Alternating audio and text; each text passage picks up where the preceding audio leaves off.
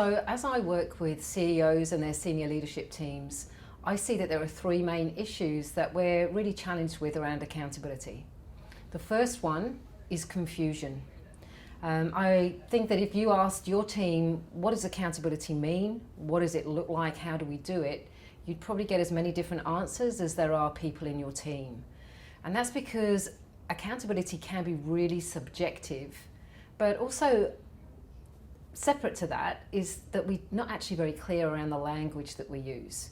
So we've got words like accountability, responsibility, ownership, and they're all used interchangeably in our teams. So it's not surprising that we're not really clear around what we mean by accountability.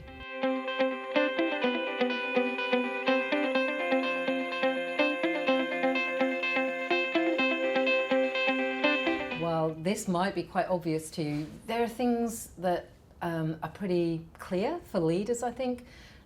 You feel like there's lots of activity. People are really busy, but they're not actually making the progress that you want and need them to. At a more specific level, there are meetings and there are actions agreed in the meetings, but they never quite land. There's no follow-up. It's not effective in terms of actually turning what's discussed in a meeting into action after it. There might be confused responsibilities. You've got people double handling some things and other things falling through a gap in some way. There might be a feeling of there are just too many demands coming from too many places. It feels impossible to meet them all. And because of that, milestones are being missed.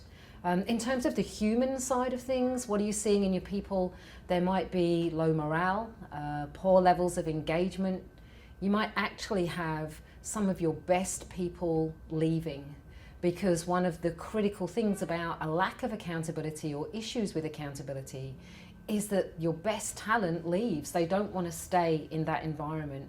And so if you've got some of your best people just leaving and you can't quite put your finger on why that's happening, it may be that they just don't want to stay in the fog of a lack of accountability. They want to be able to perform at their best, and that's what accountability allows us to do.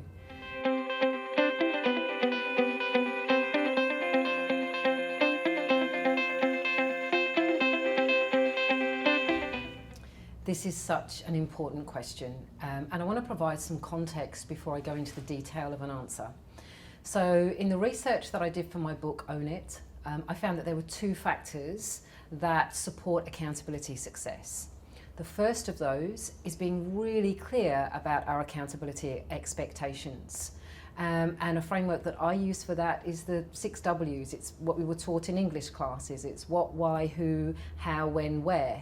And if, as someone who's asking for accountability, as someone who is an accountor, then if we need to do that work, we need to make sure that we've made clear what our expectations are around the accountability that we're asking for.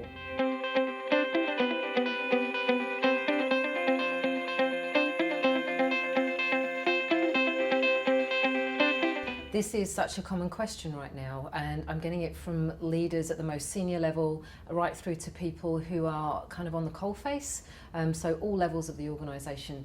And some of this is coming from our experiences in the last couple of years, and we read a lot about the kind of epidemic of burnout that is being experienced in workplaces right now. So one of the things to remember is that accountability is subjective. And so it's a very personal, individual perspective that we have in terms of what we're being asked for and the demands that are being placed on us.